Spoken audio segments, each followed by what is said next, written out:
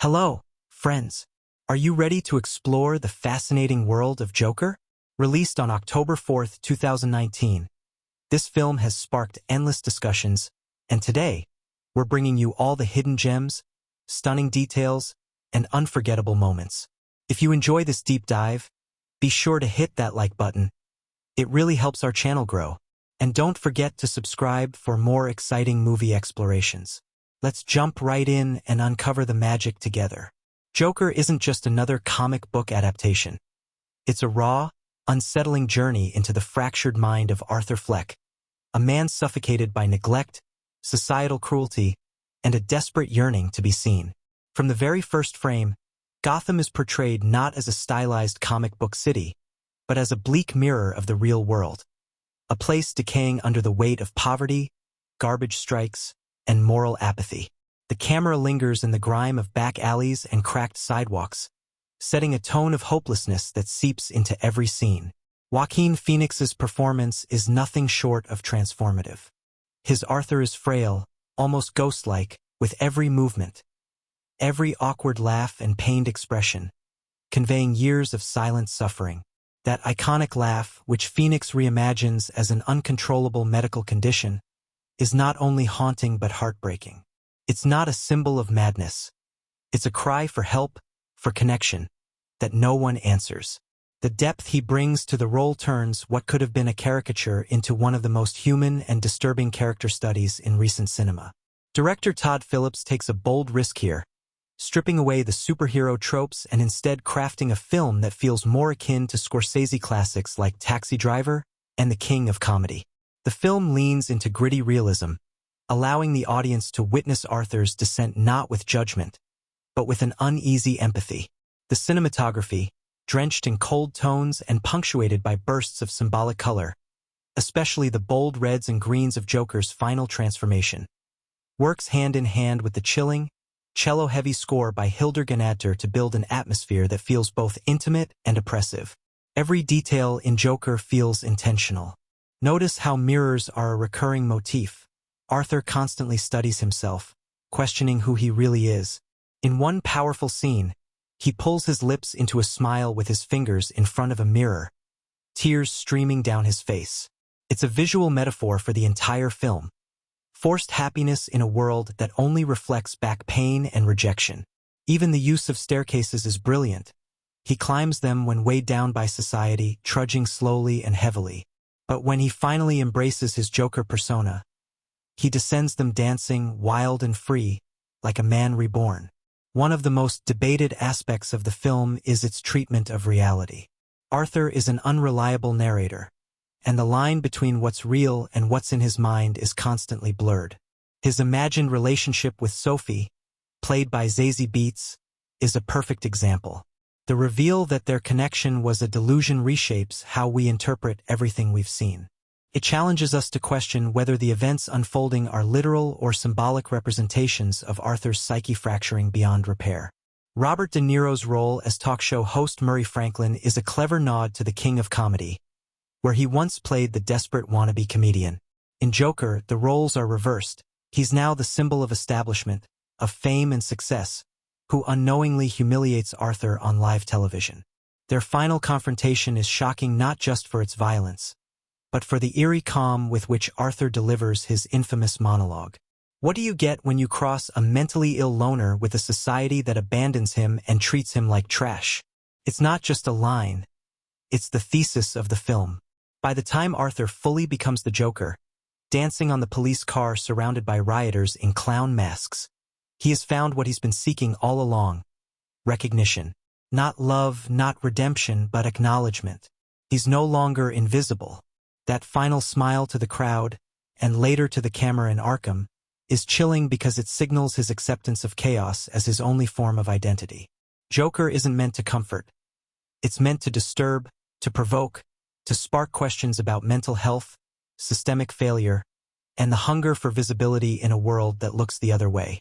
It's a film that leaves you uneasy, not because of its violence, but because of how closely Arthur's spiral echoes the reality many face in silence. We begin in a city that feels like it's gasping for air. Garbage piles line the sidewalks, buildings sag under neglect, and a quiet rage simmers beneath the surface. This is Gotham, not glamorous but disturbingly close to home.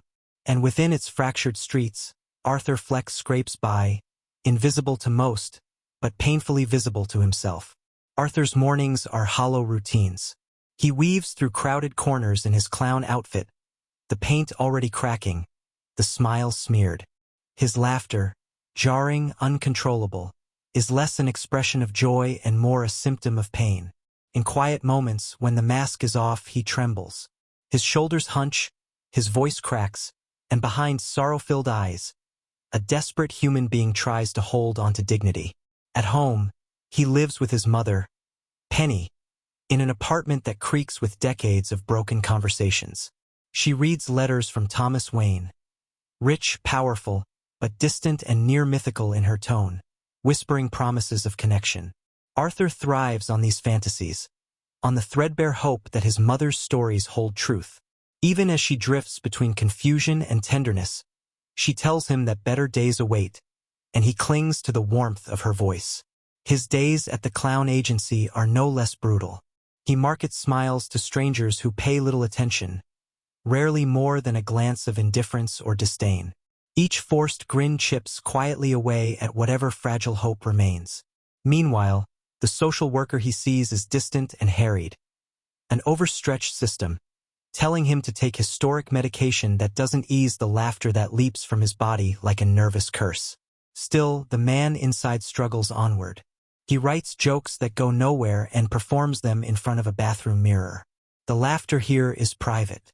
The jokes stumble on their way out, but in these shadows he finds a flicker. Maybe he could still matter. Then comes a breakthrough, or what feels like one.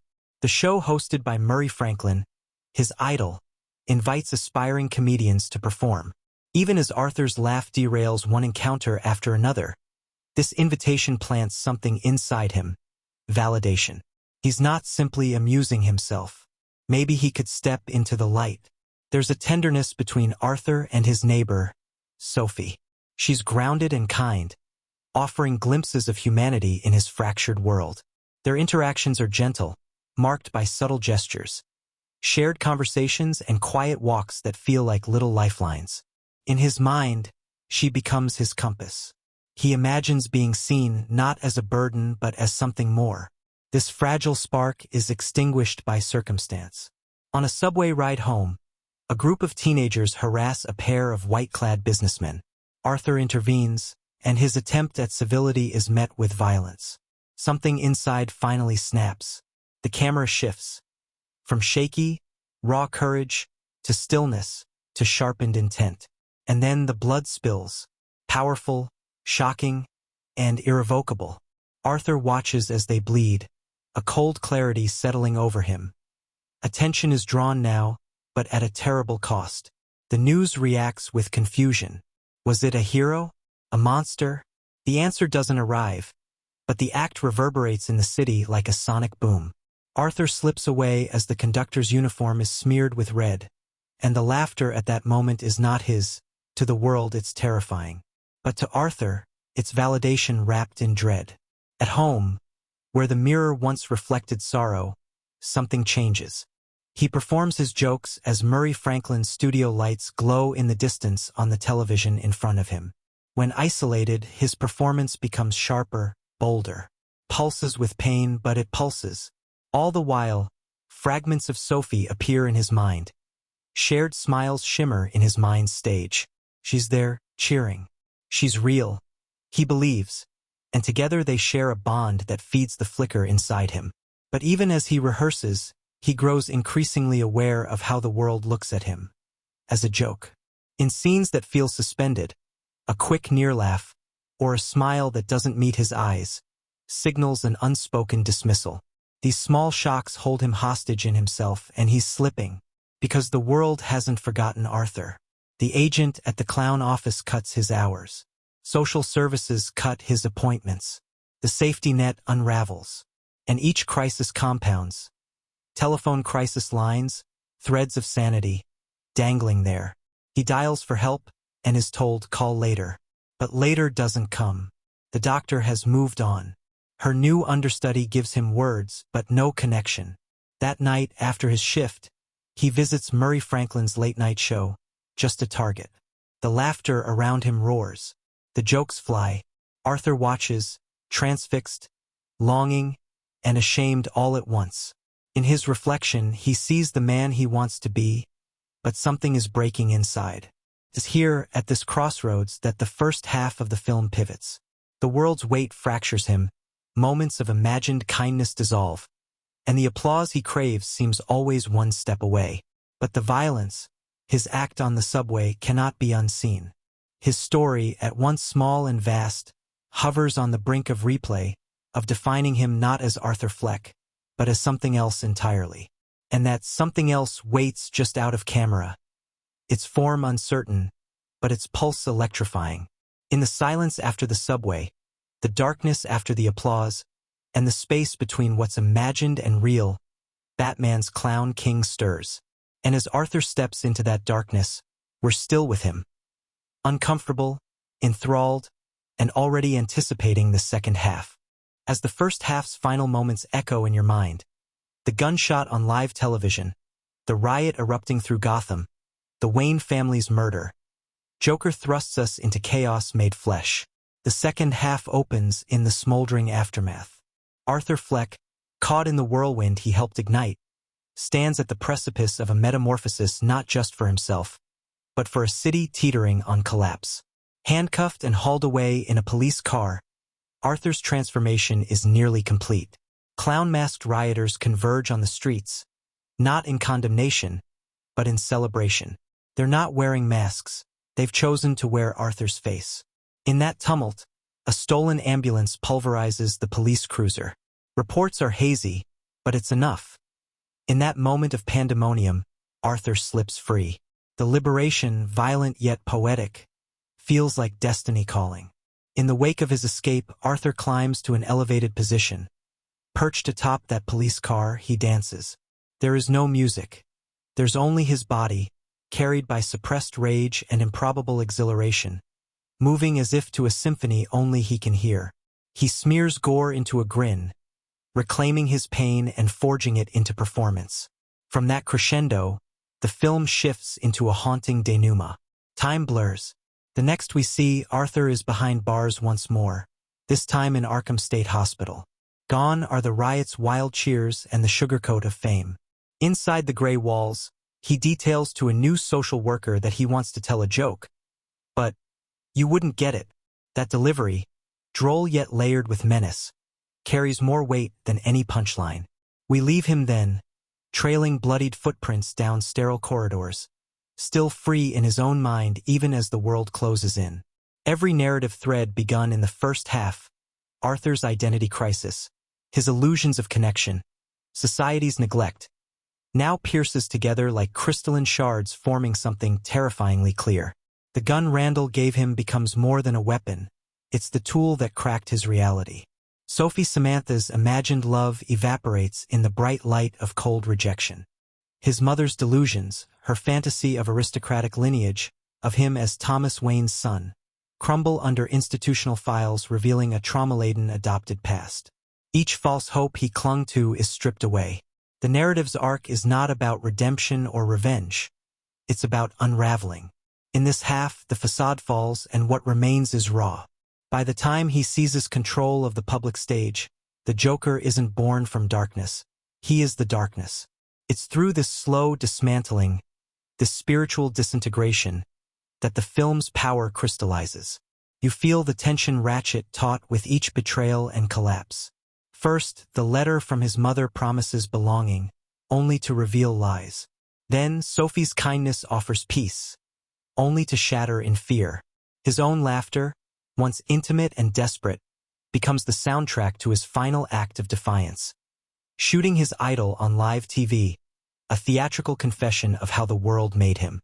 And in the climactic transformation, as he dances bleeding atop that car, Arthur doesn't just embrace chaos. He signals it.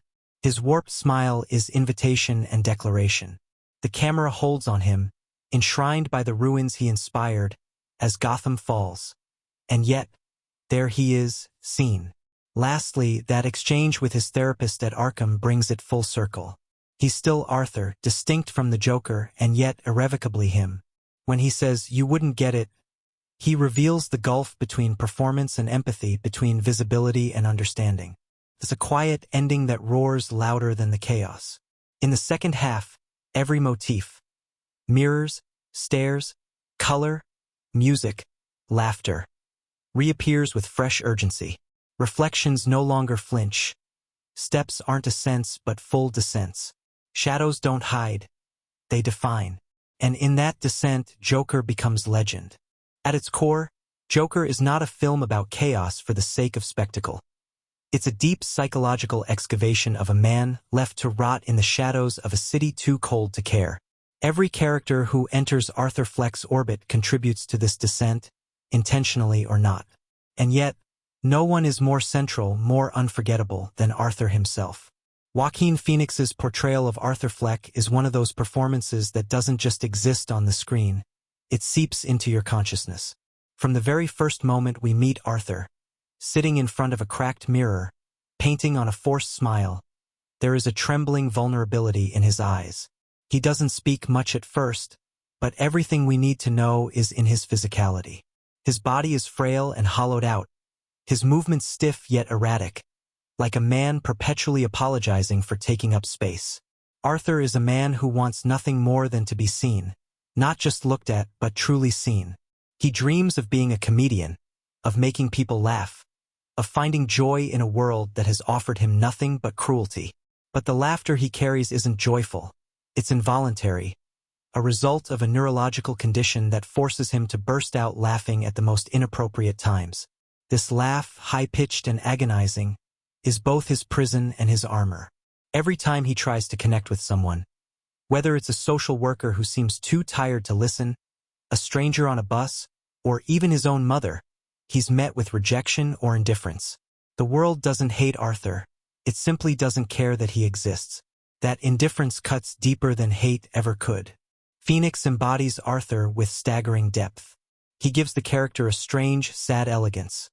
Watch how Arthur dances, slowly and deliberately, often alone, often shirtless. These are not the moves of a man performing for others. This is ritual. This is pain turning into movement. These are private moments that somehow make it onto the screen, and they tell us more about Arthur's mind than any monologue ever could. Then there's Penny Fleck, Arthur's mother, who calls him happy and tells him he was put on this earth to bring joy. She's frail, dependent, and deeply deluded. At first, it seems Arthur's relationship with her is one of mutual devotion. He bathes her, feeds her, laughs at her stories. But as the layers peel back, we learn that Penny's version of reality is just as cracked as Arthur's smile. She writes letters to Thomas Wayne, convinced he will rescue them from poverty, and insists that Arthur is his illegitimate son. As this story thread unravels, Arthur uncovers the brutal truth. He was adopted, neglected, abused by Penny's boyfriend, and left to fend for himself while his mother looked the other way. The betrayal here is devastating. The one person Arthur believed loved him unconditionally turns out to be the source of his deepest wounds. When he suffocates her in the hospital bed, it is not a moment of rage. It's resignation. It's the final severing of any illusion that he was ever truly loved. Sophie Demond, the neighbor Arthur imagines a relationship with, represents another kind of fantasy, a longing for intimacy, for normalcy. In Arthur's mind, they share laughs, dates, and quiet understanding. But that entire relationship is revealed to be a figment of his imagination. In truth, they barely know each other. When she finds him in her apartment, uninvited and unhinged, the illusion crumbles. Her fear is real, and Arthur's loneliness becomes even more suffocating. It's one of the film's quietest and most heartbreaking twists. Then comes Murray Franklin, the late-night talk show host Arthur idolizes. In Arthur's fantasies, Murray is a father figure, warm, supportive, telling him, "I'd give my life to have a son like you." But reality is cruel. When a clip of Arthur's failed stand-up routine is aired on Murray's show for laughs, it shatters that fantasy. Still, Arthur clings to the opportunity, agreeing to appear on the show. But when he finally steps into the spotlight, Dressed as the Joker, he's not there to entertain. He's there to confront, to confess, to unleash. De Niro plays Murray with the smooth charm of a seasoned performer who thinks he's in control of the moment. But he's not. Arthur seizes the moment. What was supposed to be entertainment turns into a televised execution. When Arthur pulls the trigger, it is the final transformation. The mask is no longer just paint. It's a persona. Joker is born not with a bang, but with the slow, deliberate shedding of everything Arthur once was. The supporting characters around Arthur all serve to highlight aspects of his journey. Randall, the coworker who gives him the gun, claims to be a friend but throws Arthur under the bus at the first opportunity. His betrayal is quiet but telling. Gary, another coworker, a little person often mocked by others, is one of the few characters Arthur treats with kindness. When Arthur kills Randall in a scene dripping with tension, he lets Gary go unharmed. "You were always nice to me," he says. It's a glimpse into the strange moral code developing within Arthur. He's not killing indiscriminately. He's punishing those he sees as part of the system that ignored or mocked him. Even Thomas Wayne, the billionaire philanthropist Arthur once believed might be his father, is rendered as a symbol more than a man. Cold, dismissive, and unreachable, he represents the elite that has no use for the forgotten people of Gotham. When he punches Arthur in the face for confronting him, it's less about physical pain and more about symbolic rejection. What makes the character work in Joker so powerful is that these people aren't caricatures.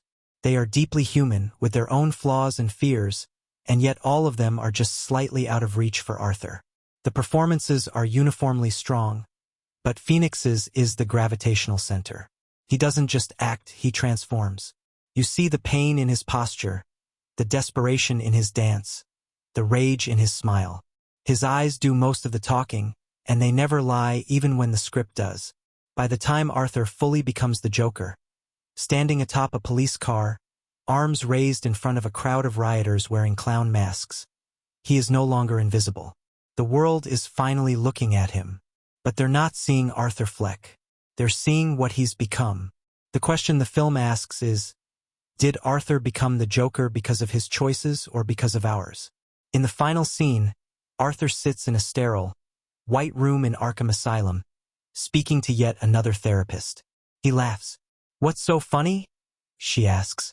He replies, "You wouldn't get it, and maybe we wouldn't, because this isn't a story about a villain. It's a story about the world that builds one." The characters in Joker don't just tell a story, they hold up mirrors to the systems that fail, the people we ignore, and the masks we wear to get through the day. In Arthur's reflection, we see something terrifying. Not a monster, but a man. One who could be any of us, if enough things broke at once, and no one bothered to pick up the pieces. From the first frame of Joker, we know we're entering a different kind of origin story, one that trades myth for grime, spectacle for suffering. But behind the haunting visuals and tragic transformation, the film is also brimming with subtle nods, hidden clues, and symbolic elements that reward the sharp-eyed and the deeply attentive. These aren't just clever Easter eggs. They're threads of meaning sewn into every corner of the story, some referencing comic book lore, others gesturing to real-world history, and many offering chilling foreshadowing of what's to come. Take the opening moments. Arthur Fleck, sitting in front of a cracked mirror, applies his clown makeup slowly, methodically. On the surface, it's a scene about performance, but pay attention to the details. The cracks in the mirror aren't just physical, they're psychological. They reflect Arthur's fractured mind, his splintering identity, and the slow descent into something unrecognizable. The single tear that runs down his cheek as he forces a smile is an image loaded with meaning. The performance is already failing before it's even begun. Gotham, in this version, is not the towering Gothic city of earlier Batman films. It's dirty, bleak, and unmistakably modeled after 1980s New York City. From the overflowing garbage and subway graffiti to the dingy apartment buildings and flickering televisions, it's a city on the edge of collapse. A sanitation worker's strike looms in the background, not just setting the tone but anchoring the narrative in real-world urban decay. And in a subtle blink-can-you'll-miss-it moment, a radio broadcast plays faintly in the background discussing rising rat infestations. sewer rats running wild, just as chaos begins to bubble up in the streets. Arthur's journal is another treasure trove of hidden meaning. While some of it appears to be the ramblings of a troubled man, there are patterns. Scrapbook clippings, scattered thoughts, jokes that land flat, and disturbing drawings. One particular entry, "I just hope my death makes more sense than my life," is a grim pun, but it's also Arthur's core worldview. He sees himself as disposable, as cheap, as less than nothing. That throwaway line later reverberates across the city, symbolically manifesting in his transformation into the Joker and the violent uprising he unintentionally inspires. Even the stand-up club where Arthur tries to perform carries hidden significance. It's named Pogo's, a seemingly harmless name, until you realize it's a disturbing reference to John Wayne Gacy, a real-life serial killer who performed as Pogo the Clown.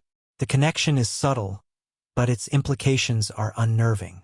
Arthur, who yearns to be loved through laughter, performs in a place named after a man who masked horror with humor. That irony isn't lost on the filmmakers. Watch Arthur's physicality. His dances are not just expressions of madness, they're visual poetry. He begins dancing tentatively in private, after murders almost ritualistically. The bathroom dance following the subway killings is slow and balletic, almost serene. These movements symbolize transformation. He is shedding Arthur Fleck and becoming Joker, and his body knows it before his mind does. Those dances later become bolder, more public, culminating in the now iconic stairway sequence. Those stairs, which he had previously trudged up with heavy fatigue, are now a stage. In one direction, exhaustion and suffering. In the other, flamboyant defiance.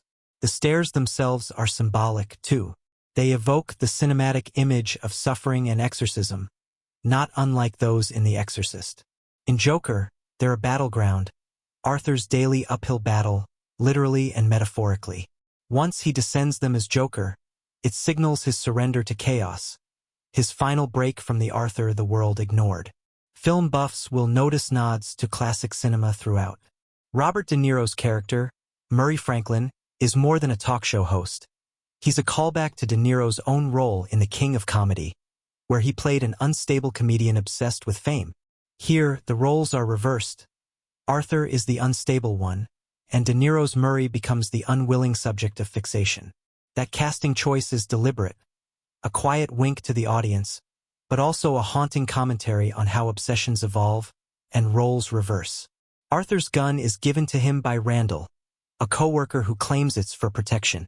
But this gift is a poison apple. It marks a turning point. From the moment Arthur accepts it, his trajectory changes. He brings the gun to a children's hospital, dropping it mid-performance, triggering his firing. But more importantly, the gun becomes his voice. For someone who has never felt powerful, holding that weapon becomes a grotesque form of expression. It allows him to be heard, but only through violence. The subway scene, where Arthur shoots the three men in suits, is not just a moment of personal transformation. It's the spark of a larger social revolution. And here, the film slyly references a real-world event. The 1984 case of Bernard Goetz, who shot 4 men on a New York subway. Like Arthur, Goetz claimed self-defense, and the case divided public opinion. The film uses this reference not to mirror the past, but to comment on how systems can radicalize individuals, and how thin the line is between vigilante and villain. Throughout the film, clocks appear again and again, always stuck at the same time. In Arthur's social worker's office in Arkham, on the set of The Murray Show, every clock shows 11:11. It's a detail that most viewers might miss, but it raises questions. Is this story happening in real time? Or is it all in Arthur's mind? Is he reliving the same day, the same pain over and over? That time becomes a symbol of psychological repetition, a mental loop he cannot escape. Even the movie posters shown throughout Gotham are carefully selected. One theater is playing Zorro, the Gay Blade, a comedic sequel to The Mark of Zorro, the very film that, in Batman lore, young Bruce Wayne was watching the night his parents were killed. That reference is no accident. Joker ties itself to that mythology, not through flashy cameos or action scenes, but by embedding itself in the shadows of Batman's origin. When Arthur later confronts a young Bruce at Wayne Manor, sliding his fingers into a smile, echoing his own forced expressions. It's chilling. It's a moment of connection, but one laced with menace and inevitability. Symbolism reaches a peak during the Murray Franklin show scene. Arthur, now fully Joker, walks out to triumphant music. But the moment he sits down, it becomes clear. He's not there to entertain. He's there to confess, to challenge, to destroy. When he delivers his monologue about society, about being stepped over, ignored, and mocked, he's speaking as the voice of the unheard. The punchline, however, is violence. His murder of Murray isn't just revenge. It's performance. It's art in his warped mind. And the camera lingers, unblinking, as Joker stands, bowing slightly, basking in the attention he's been denied his entire life. Watch the riot that follows. Protesters in clown masks, fires burning in the streets. It feels spontaneous, but if you track Arthur's movements, you'll notice that at nearly every key moment before, someone was watching. A passenger on the subway, a bystander outside the hospital, a gaze here, a whisper there. His actions, while personal, were being absorbed by the city, transformed into a movement. He doesn't lead the uprising, he becomes its symbol.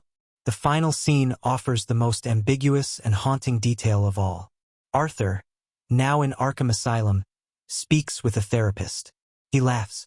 When asked what's funny, he replies, "You wouldn't get it." It's a chilling line, simple but loaded. What does it mean? That the entire story was in his head? That the riot was fantasy? That Bruce Wayne's origin was never really about him? Or perhaps that Arthur now sees the world as a cosmic joke, one only he is twisted enough to understand. There's also a recurring image of doors. Arthur walks through many, slowly, hesitantly, but the door to Arkham's hallway at the end is different. As he walks out, leaving bloody footprints behind, we realize he hasn't changed. He's simply embraced the chaos. The Joker isn't a new man. He's the real Arthur, finally unmasked. Costume design carries hidden layers. 2. His final red suit is a nod to earlier Joker incarnations, particularly Cesar Romero's colorful look from the 1960 series. But it's also a statement. Red is power, passion, blood. His makeup, with its exaggerated blue eyebrows and smile, shifts away from the chaos of Heath Ledger's Joker or the glam of Jack Nicholson's version. This one is theatrical yet controlled, designed for impact. His appearance is now a brand, and it works. Even music choices are layered with meaning. The use of Smile, originally composed by Charlie Chaplin for modern times, becomes a haunting contradiction. Chaplin's film was a satire about the dehumanizing nature of industrialization. Fitting, then, that Arthur listens to it while descending into madness. It's not just background music, it's commentary. When you watch Joker, certain moments don't just advance the plot. They reverberate long after the credits roll, imprinting themselves on your understanding of Arthur Fleck's fractured world. These scenes are carefully crafted turning points where the story's emotional core and thematic complexity come into sharp focus, inviting viewers to confront discomfort, empathy, and the ambiguity of morality all at once.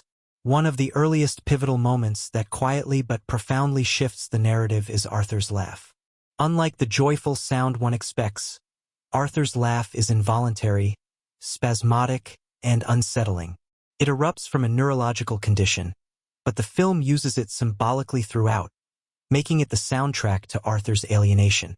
This laugh, which isolates him socially and emotionally, underscores a key theme: the grotesque disparity between how Arthur feels inside and how the world perceives him. When his laughter manifests uncontrollably in social situations, it serves as both a protective shield and a barrier, alienating him from genuine connection.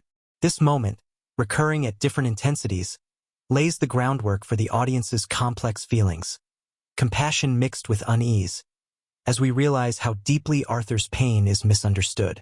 The scene where Arthur is beaten on the subway marks a seismic shift. Up to this point, Arthur's suffering is mostly internal, played out in small, intimate moments. But on the subway, violence erupts violently and publicly. What's fascinating is how the film stages this scene. The aggressors are shown as faceless, almost cartoonishly cruel, emphasizing Arthur's victimization. Yet when Arthur pulls the gun and shoots, it's neither glorified nor condemned outright. Instead, the film leaves viewers to wrestle with the moral ambiguity of the act. Is it self-defense? Is it revenge? The public reaction, clowns appearing in protest and the eruption of riots, shows how one act of violence can ripple outward, becoming a symbol for a larger movement. This moment captures the volatility of societal fractures, illustrating how personal trauma can ignite collective unrest. Equally critical is Arthur's relationship with his mother, Penny.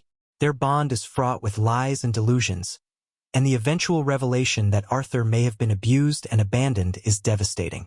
The unearthing of these family secrets is handled with heartbreaking subtlety. No melodrama, just quiet, tragic disclosures that shift Arthur's self-understanding.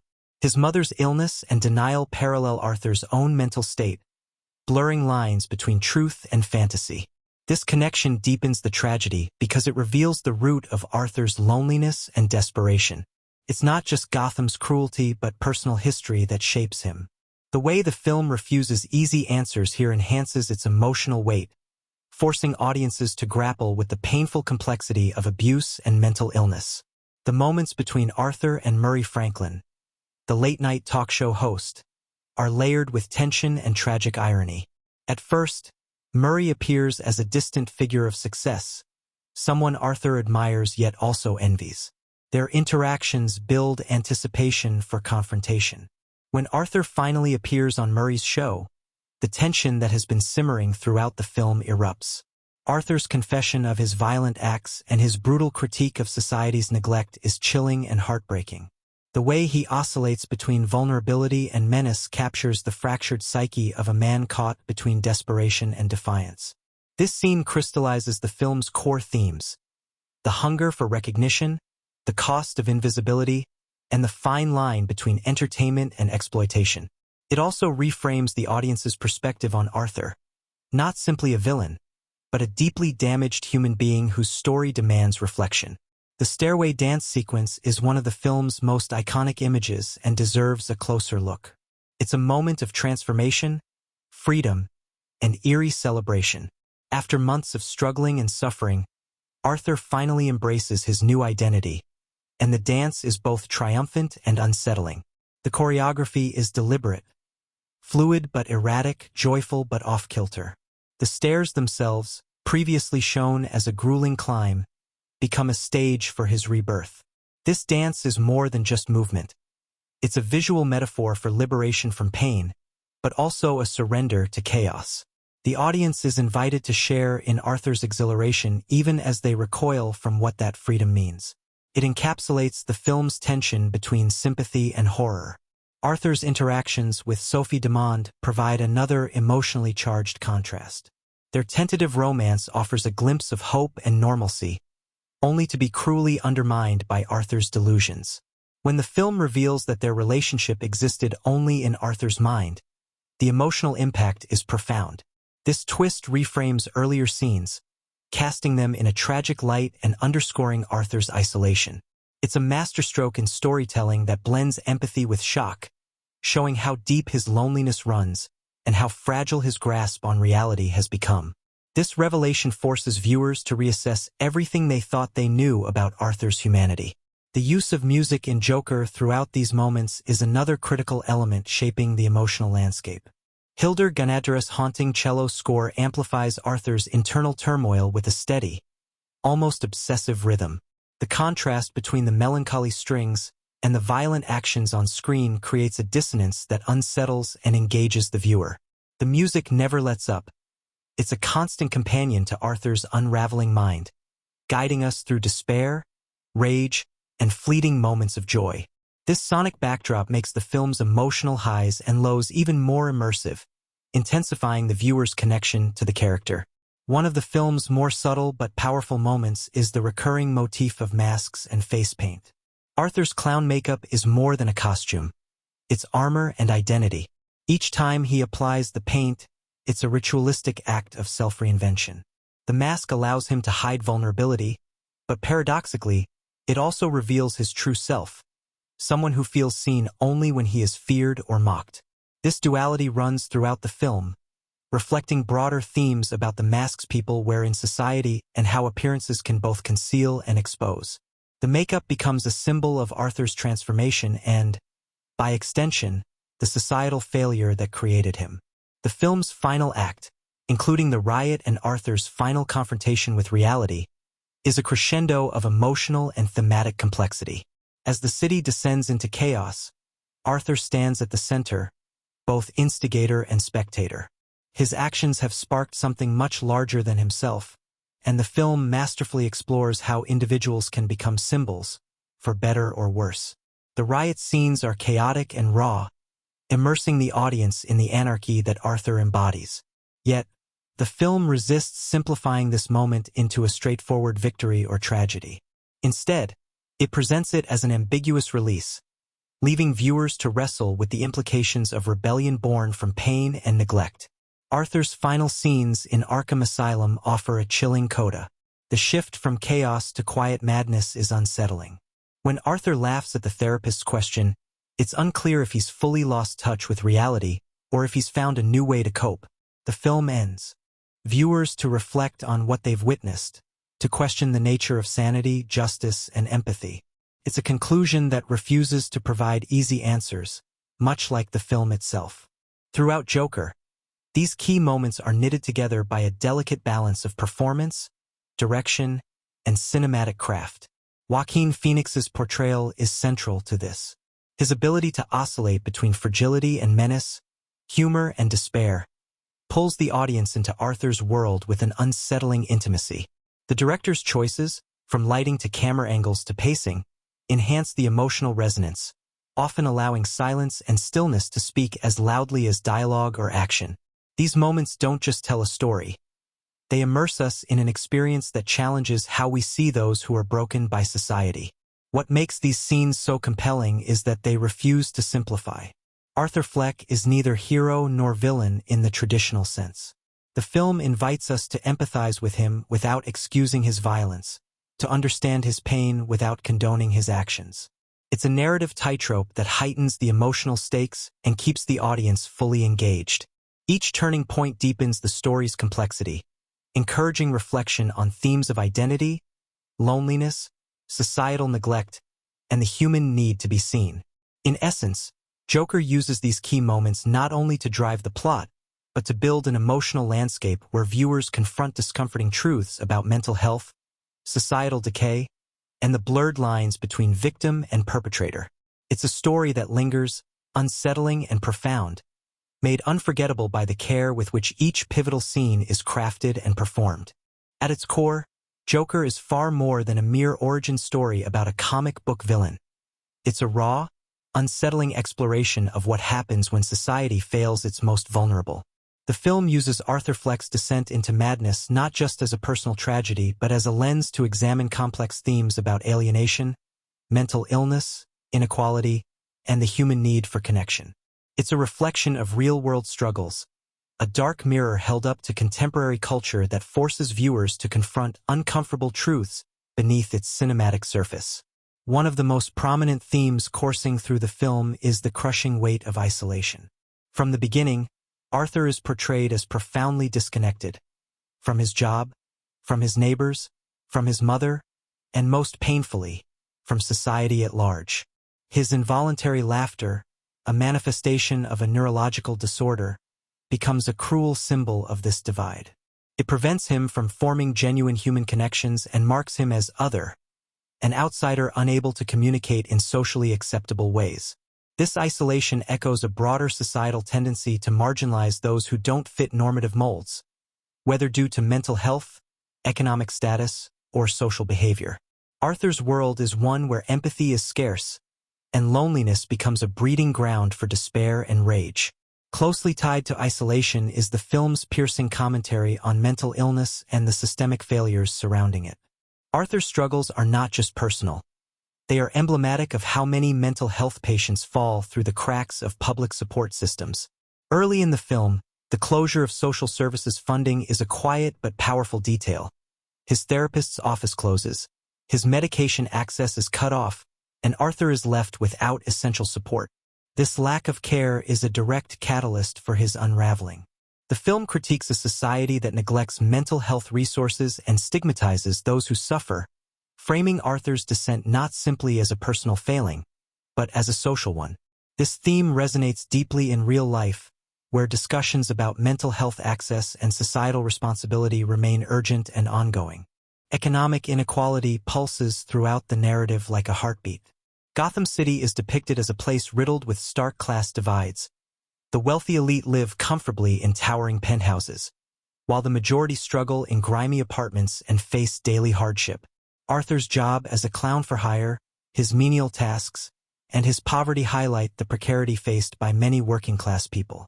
His dream of becoming a successful comedian feels impossibly distant, overshadowed by financial instability and social invisibility. The contrast between Arthur and Thomas Wayne, a wealthy, powerful figure, is never more apparent than in scenes where Wayne dismisses the poor as clowns or parasites. This economic tension is not just background noise. It's a central driver of the narrative, illustrating how resentment and disenfranchisement can breed chaos when hope and opportunity are denied. The theme of identity and self-reinvention is also central. Arthur's transformation into Joker is not just a physical change but a symbolic shedding of a self that was always rejected. The film explores the fluidity and fragility of identity. Arthur's persona is shaped by abuse, neglect, and societal disdain, but when he adopts the Joker persona, he gains a new kind of power. This reinvention is both liberating and terrifying, showing how identity can be both a mask and a weapon. It raises profound questions about the nature of selfhood. Are we the sum of our experiences, or can we choose who we become? Arthur's story suggests that when people are crushed by circumstances, the masks they wear can become terrifyingly real. Symbolism enriches these themes with layers of meaning woven throughout the film. The clown makeup itself is the most obvious yet profound symbol. It represents duality, laughter and pain, visibility and invisibility, comedy and tragedy. As Arthur applies the paint, he adopts the mask of a clown, a figure traditionally associated with joy and humor, but in this context, it becomes a mask of rage and defiance. The exaggerated smile painted on his face contrasts starkly with the sadness beneath, symbolizing how surface appearances often hide deeper suffering. The stairway Arthur dances down is another potent symbol. Initially, the stairs are an obstacle, a grueling climb representing the struggle of his daily existence. But when Arthur descends them as Joker, dancing with abandon, the stairs become a stage, a place of transformation and empowerment. This reversal reflects the film's larger theme of turning adversity into rebellion, suffering into spectacle. The stairs thus serve as a metaphor for Arthur's journey from victim to agent of chaos. Color symbolism is pervasive as well. The muted, dingy palette of Gotham contrasts with the vibrant reds, greens, and blues of Arthur's costume and makeup.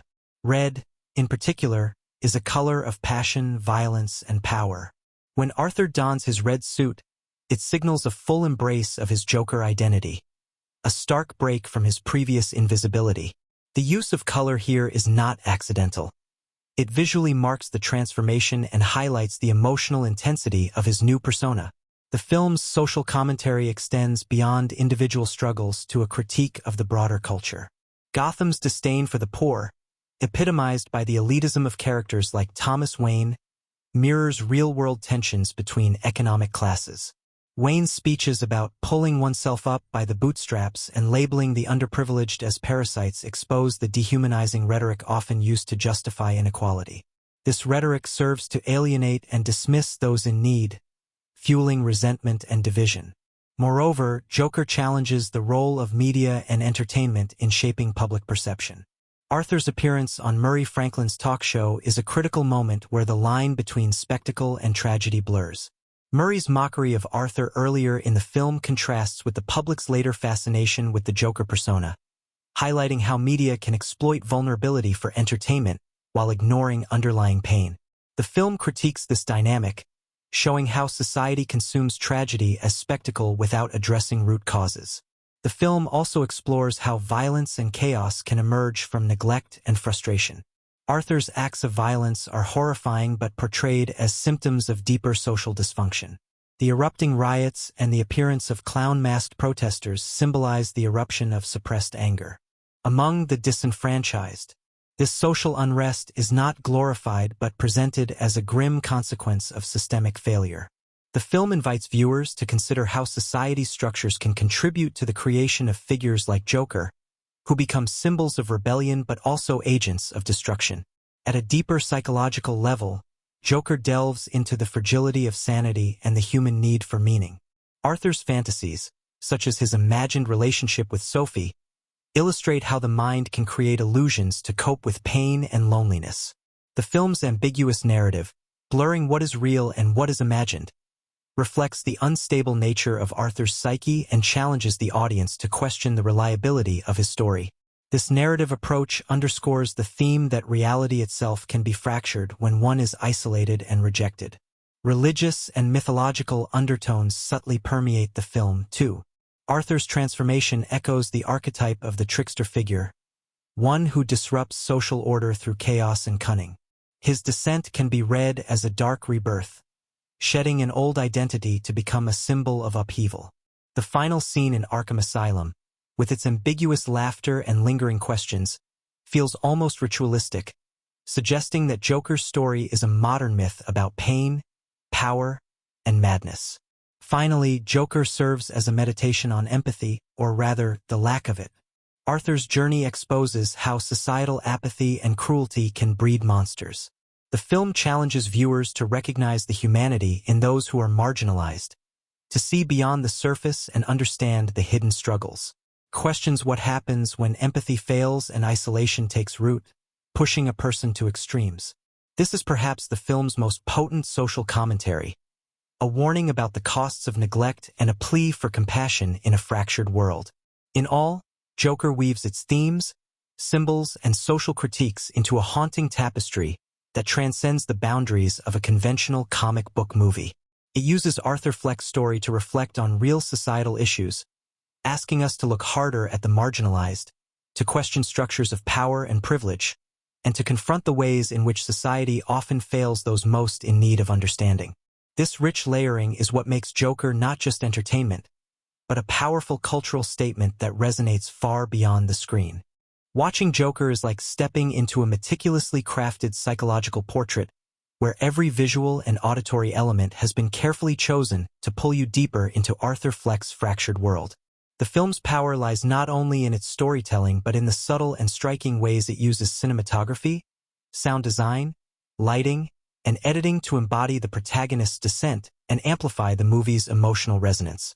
It's a vivid example of how technical mastery can elevate narrative, making the audience feel less like passive observers and more like participants in Arthur's unsettling journey. From the very first frame, the cinematography establishes an intimate, often claustrophobic atmosphere. Cinematographer Lawrence Sher employs a muted color palette dominated by sickly greens, faded browns, and cold grays, which reflect the decay and despair of Gotham City.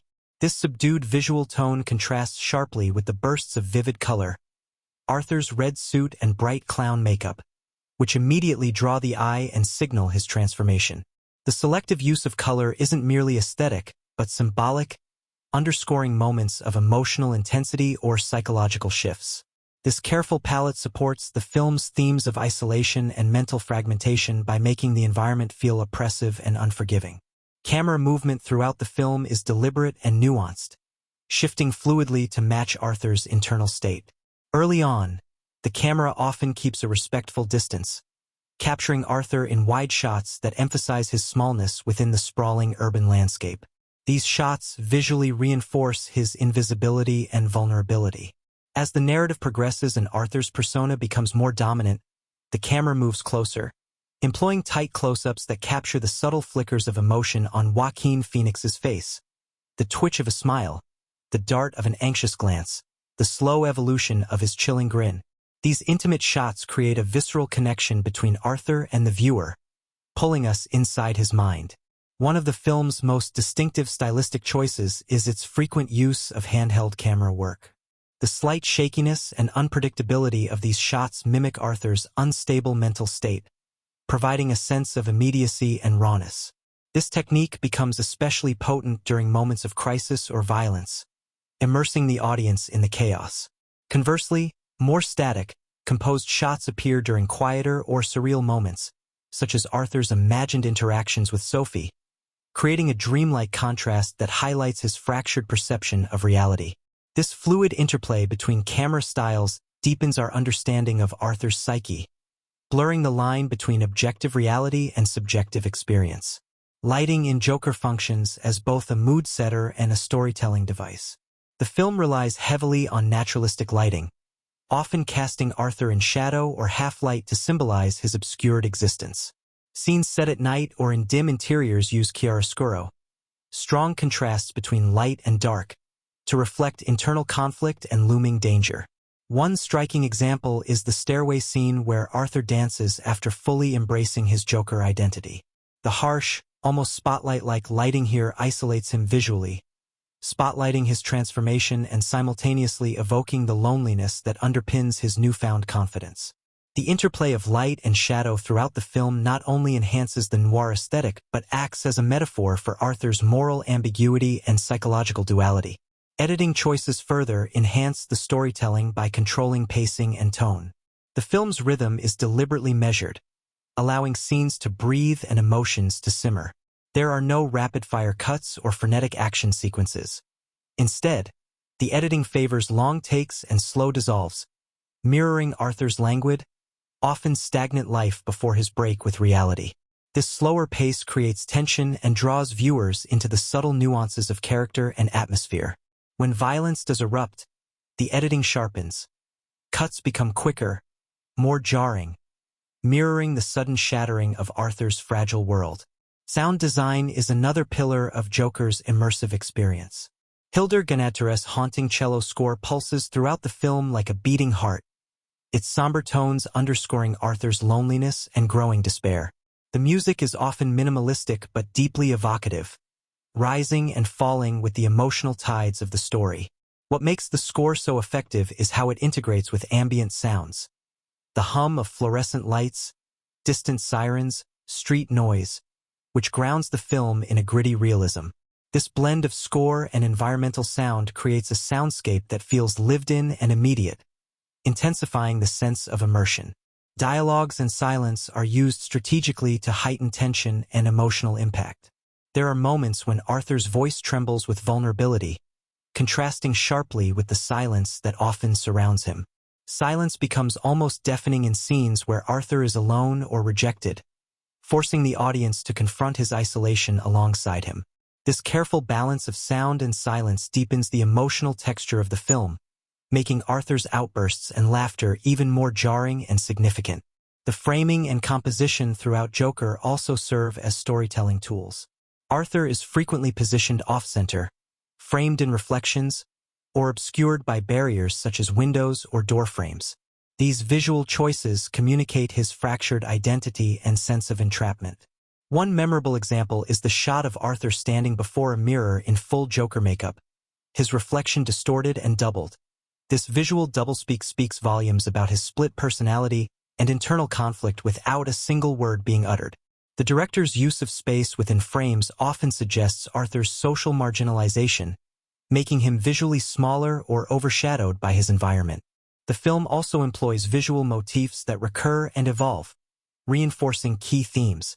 Clowns and masks appear repeatedly, not just on Arthur but in graffiti, posters, and other background details, creating a sense of inescapability. These motifs function as visual echoes of the chaos Arthur unleashes, hinting that his transformation is part of a larger societal undercurrent. The pervasive presence of the clown figure also comments on the nature of performance. Arthur's life is a kind of tragic show where roles are assigned and the truth is obscured. Lighting and color choices contribute to the film's shifting moods, from cold, sterile hospital rooms to warm, flickering neon lights that bathe the city in an eerie glow. The contrast between these settings. One of the most captivating aspects of Joker is how the raw emotional intensity on screen feels so genuine and deeply lived in, a testament to the extraordinary chemistry among the cast and the visionary direction behind the scenes.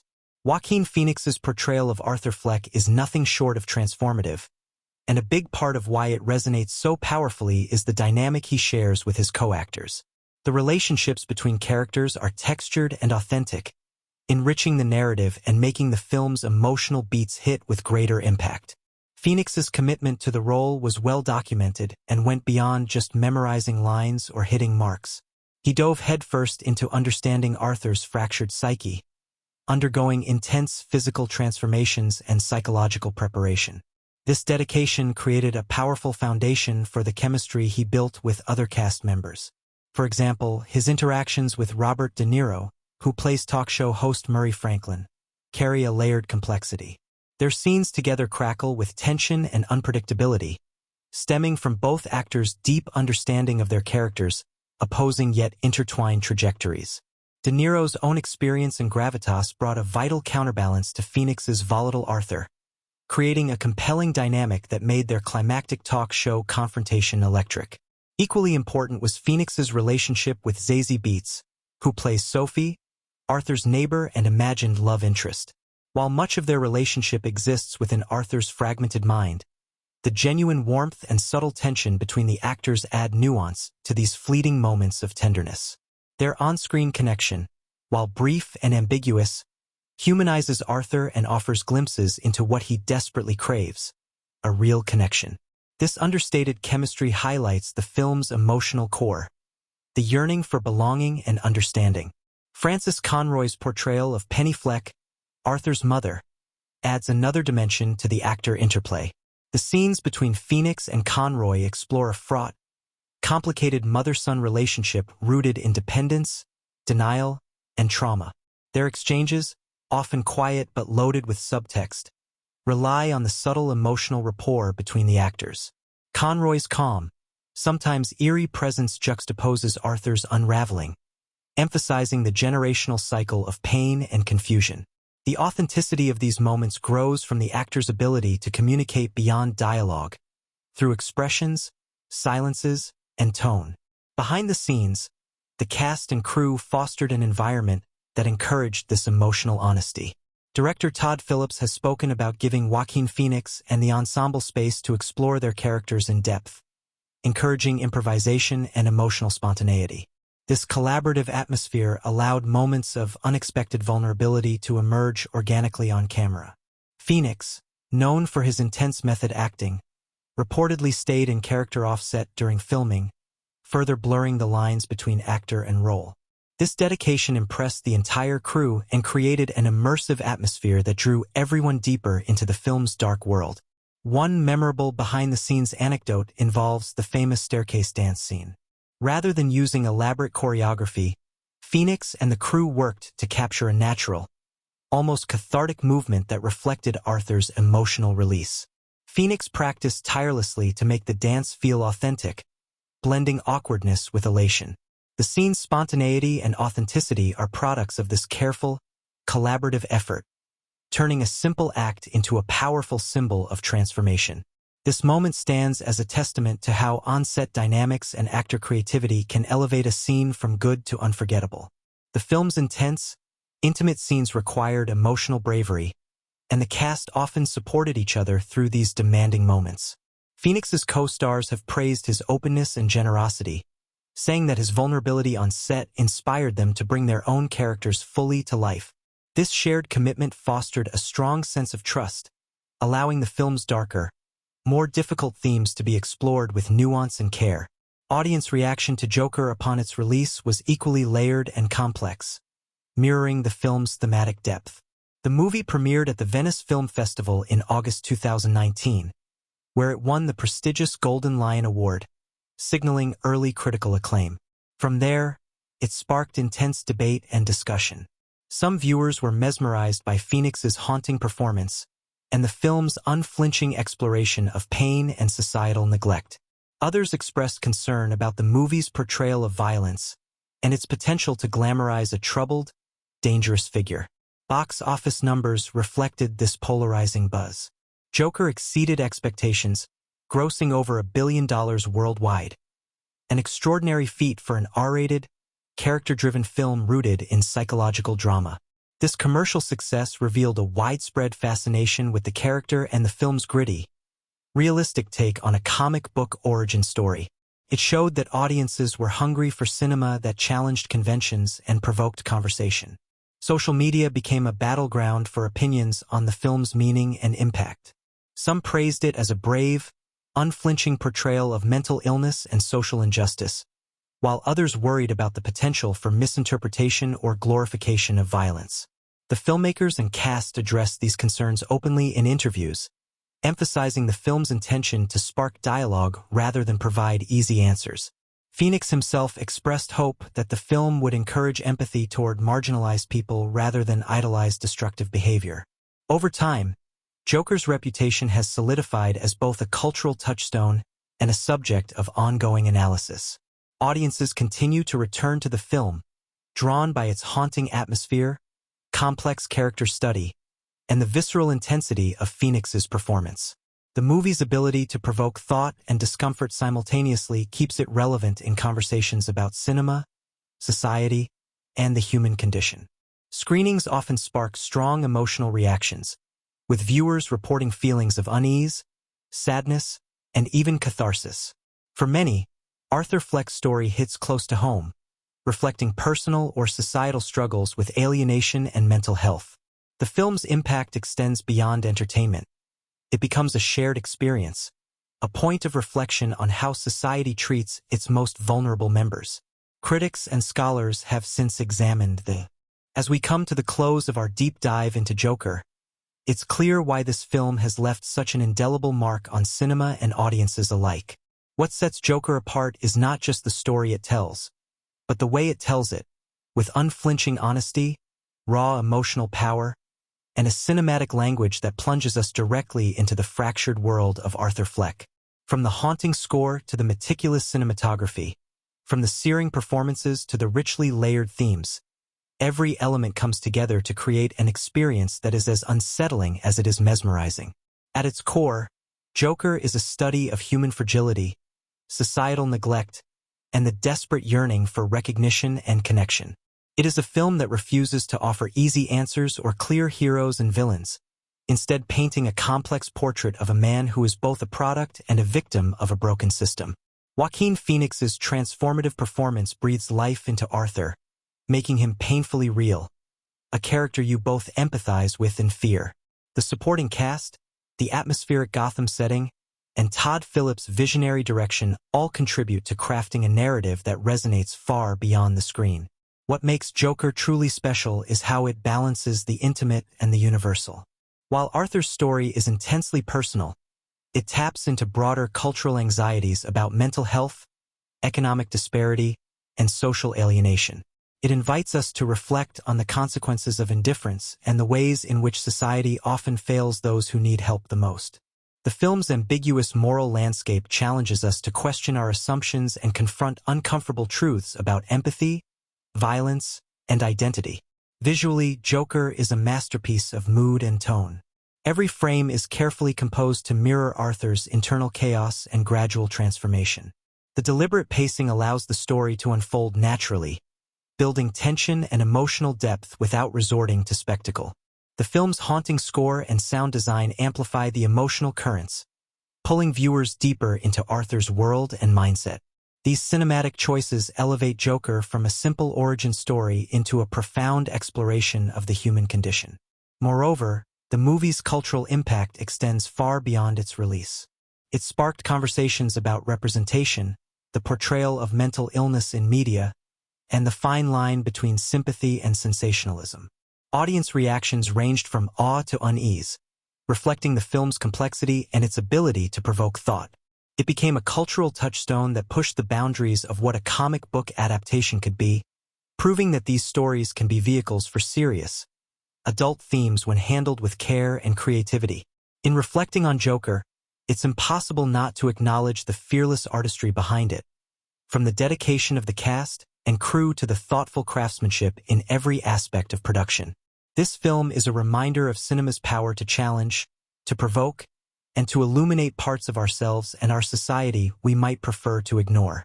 It's a film that lingers, that haunts, and that demands conversation long after the screen fades to black. So, if you've enjoyed this immersive exploration of Joker, And if the film's haunting beauty and unsettling truths have left an impression on you, I encourage you to hit that like button. It really helps our channel grow and lets us know you want more deep dives like this. Don't forget to subscribe so you never miss an opportunity to uncover the hidden gems and layered meanings of your favorite films. There's a whole world of cinematic storytelling waiting to be explored, and I can't wait to take you on the next journey. Thank you for joining me in peeling back the layers of this extraordinary film. Remember, every movie has a story beyond the story, and together, we'll continue to discover what makes them truly unforgettable. Until next time, keep watching, keep questioning, and keep the conversation alive.